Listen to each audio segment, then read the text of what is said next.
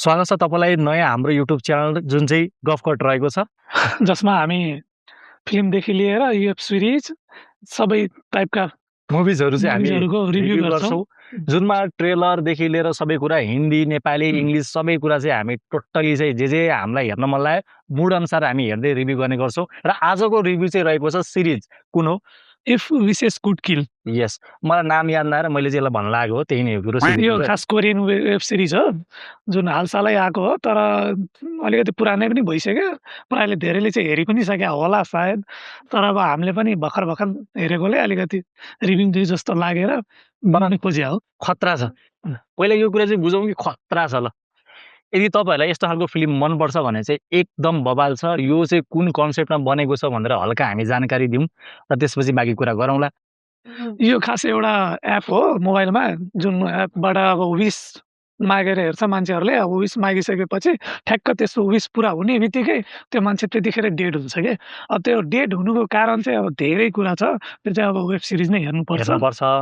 र त्यसपछि 24 घण्टाको समय पनि दिन्छ त्यतिकै फ्याक्टर डेड पनि हुने होइन 24 घण्टामा के हुँदै जान्छ त्यसपछि डेड हुँदाखेरि कस्तो तरिकाले डेड हुन्छ क्या ब्रुटालिटी एकदम ब्रुटालिटी नै टाइपको हुने हो। तपाईँलाई रगत त्यस्तो काट मारसँग डर लाग्छ यताउता छ भने चाहिँ नहेरेको बेटर तर तपाईँहरूलाई चाहिँ यस्तै मुभीहरू मनपर्छ काट मार काटेको हेरेको चाहिँ मासुबाट चाहिँ खाउँ जस्तो लाग्छ त्यस्तो सिनहरू एकदम ओभर दामी लाग्छ भने यो तपाईँको लागि बनाएको फिल्म हो अथवा सिरिज हो जस्ट फिल्म भन्न मिलेन सिरिज हो। कोरियनहरूको प्रायः जस्तो वेब सिरिजहरू एकदमै राम्रो नै छ प्रायः धेरै पनि पुरानो पनि हेर्दाखेरि हुन्छ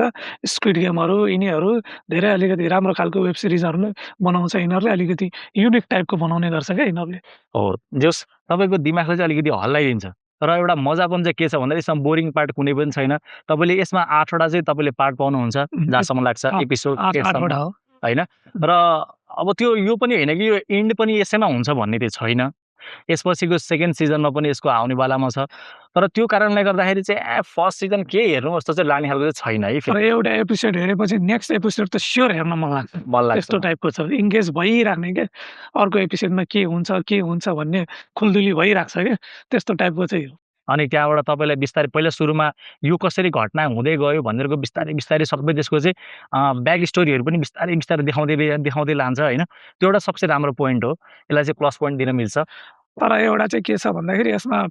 5th एपिसोड र 6th एपिसोड अलिकति तपाईँहरूलाई बोरिङ लाग्न सक्छ त्यसमा पास्ट मात्र देखाउँछ क्या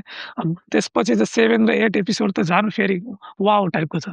अब त्यतिमा त सघाउनै पर्यो नभए फेरि बोरिङ लागेर सक्यो भने त सेकेन्ड सिजन कसले हेर्छ त्यही भएर यो त एउटा स्ट्राटेजी हो तर ओभरअल हेर्ने हो भने यो बिन्दास छ मुभी तपाईँले हेर्न सक्नुहुन्छ मेरो तर्फबाट चाहिँ म राम्रै मान्छु त्यस्तो दामी होइन तर एटलिस्ट राम्रो छ चाहिँ भन्न मिल्छ। IMDb-ले पनि 7.1 दिएको छ रिभ्यू त्यो हिसाबले त राम्रै हुनुपर्छ